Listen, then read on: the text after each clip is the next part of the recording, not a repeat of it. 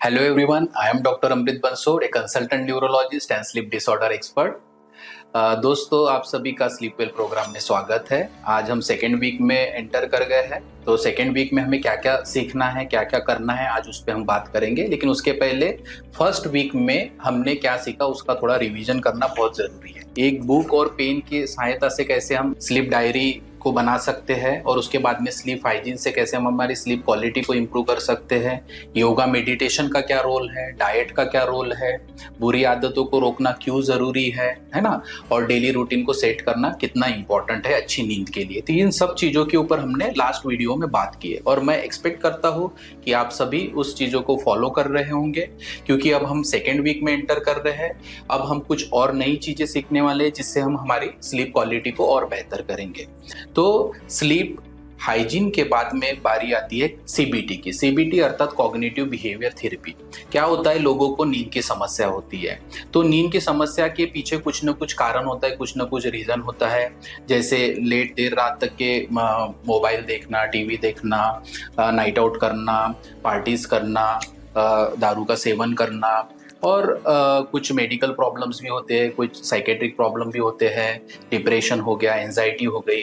तो इस कारणवश हमारी नींद डिस्टर्ब हो जाती है और आगे चल के हमें नींद की समस्या होती है।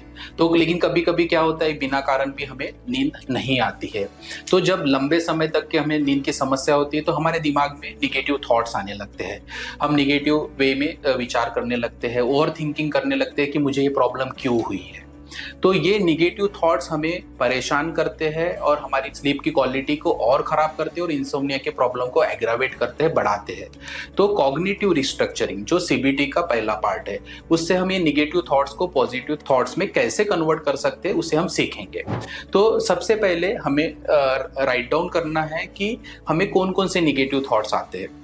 जैसे कुछ पेशेंट को ऐसा लगता है अगर आज रात मुझे नींद नहीं आई तो कल भी मुझे नींद नहीं आएगी।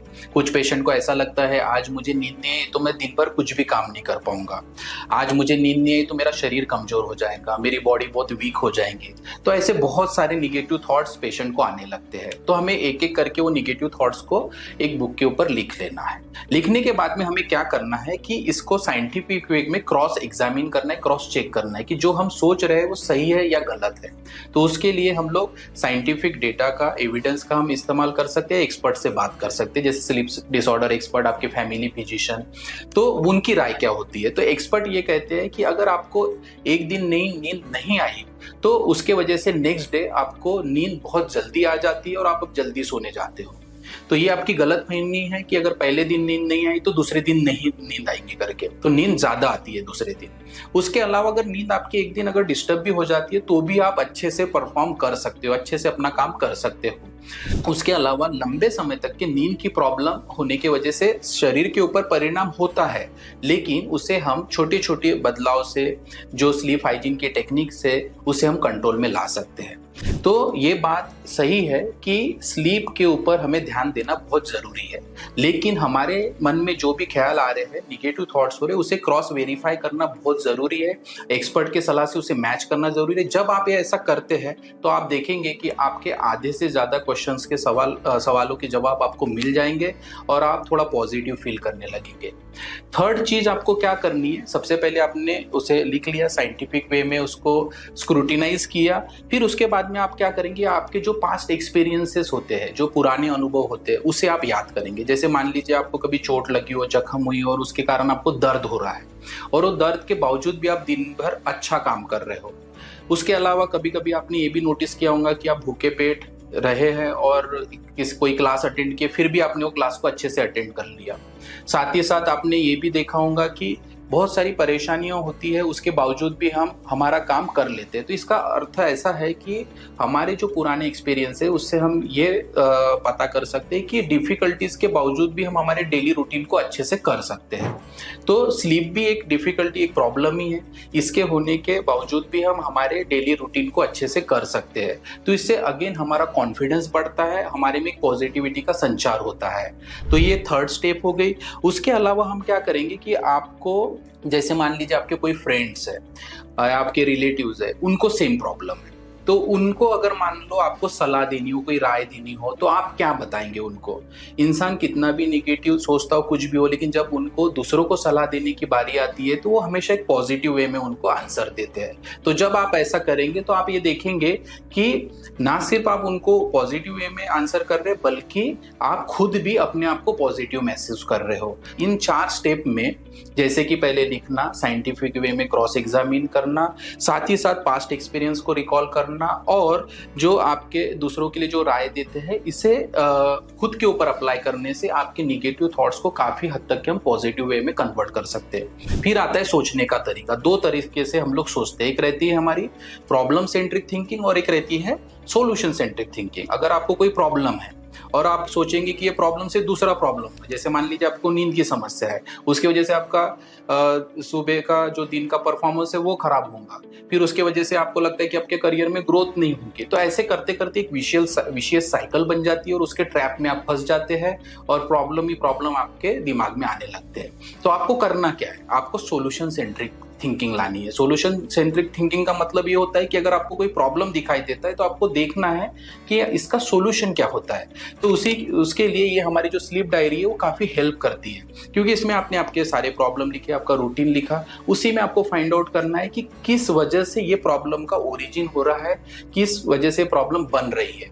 और जब आप उस प्रॉब्लम के ऊपर वर्क करना, उस कारण के ऊपर वर्क करना शुरू करते हैं तो धीरे धीरे वो प्रॉब्लम कम होने लगती है। और यही फायदा है सोल्यूशन सेंट्रिक थिंकिंग का, जिससे हमारी प्रॉब्लम सॉल्व हो जाती है, हमारे में पॉजिटिविटी आती है, हमारा कॉन्फिडेंस बढ़ जाता है और हमारा जो परफॉर्मेंस है काफी बड़े लेवल पे चले जाता है, अच्छे लेवल पे चले जाता है। तो ये कॉग्निटिव रिस्ट्रक्चरिंग से आप अपने निगेटिव थॉट्स को पॉजिटिव थॉट्स में कन्वर्ट कर सकते हैं। अब सेकेंड पार्ट पे हम बात करेंगे, दैट इज कंडीशनिंग। तो कॉग्निटिव बिहेवियर थेरेपी में कंडीशनिंग क्या होती है? तो आप सभी को, जैसे मैं एक उदाहरण दूंगा, इमली का नाम लेने के बाद में हमारे मुंह में पानी छूट जाता है। तो ये ऐसा क्यों होता है? तो इसके पीछे एक साइंटिफिक एक्सप्लेनेशन ये है कि इमली से रिलेटेड हमारे दिमाग में कुछ थॉट्स होते हैं कि ये खट्टी होती है, उसका टेस्ट हमें पता होता है, उसको जैसे हम देखते हैं तो वो प्रोसेस हमारे ब्रेन में शुरू होती है, कंडीशनिंग होती है और उसके कारण सलाइवेशन होता है और मुंह में पानी आ जाता है। तो सेम ऐसा बहुत सारी चीजों से संबंधित होता है। तो नींद के लिए क्या आवश्यक है? तो नींद के लिए सबसे इंपॉर्टेंट चीज है बेड, जहां हम सोते हैं। लेकिन अभी क्या हुआ है कि कुछ सालों में बेड का इस्तेमाल हम सोने के अलावा बहुत सारी चीजों के लिए कर रहे हैं, जैसे कि हमारे daily routine activities, work from home में भी लोग बेड पे बैठ के काम कर रहे हैं, लैपटॉप पे वहां पे काम कर रहे हैं, मोबाइल उसमें यूज कर रहे हैं, खाने के लिए भी बेड का इस्तेमाल कर रहे हैं, बातें करने के लिए भी बेड का इस्तेमाल कर रहे हैं। तो जो कंडीशनिंग का जो कंसेप्ट था कि जैसे बेड पे जाने के बाद हमें नींद आनी चाहिए, वो नहीं आ रही है। तो अभी हमें क्या करना है कि कंडीशनिंग को फिर से बढ़ाना है। तो उसके लिए हम क्या करेंगे कि बेड का इस्तेमाल सिर्फ सोने के लिए करेंगे।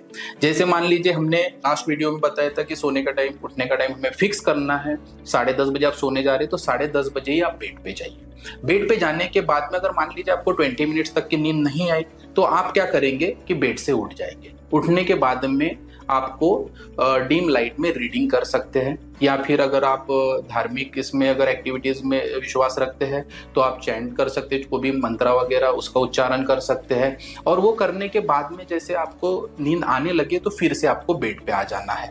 तो ये प्रैक्टिस करने से क्या होगा कि बेड का इस्तेमाल सिर्फ और सिर्फ सोने के लिए ही आप करेंगे। तो जैसे आप बेड के पास जाते हैं तो आपको एक स्टिमुलस मिलेगा, जिससे आपकी नींद की क्वालिटी और जल्दी नींद आने के लिए उससे आपको फायदा होगा। तो इस तरह से कंडीशनिंग से हम हमारे नींद को इंड्यूस कर सकते हैं, नींद की क्वालिटी को बढ़ा सकते हैं। तो अब तक हमने क्या सीखा है? सबसे पहले हमने ये सीखा कि स्लीप डायरी, बुक और पेन लेके कैसे नोट डाउन करना है, डेली रूटीन और स्लीप पैटर्न के बारे में कैसे इंफॉर्मेशन गैदर करनी है, उसके बाद में स्लीप हाइजीन कैसे सेट करना है, अच्छी आदत कैसे लगानी है, उसके ऊपर हमने बात किया।